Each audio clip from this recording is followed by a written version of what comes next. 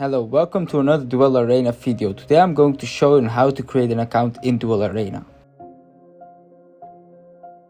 First of all, you have to click on I don't have an account. Then you will fill out your username and email as follows.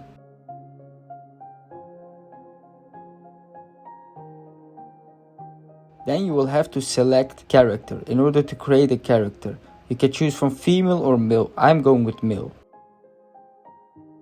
Click on done. Then click on register.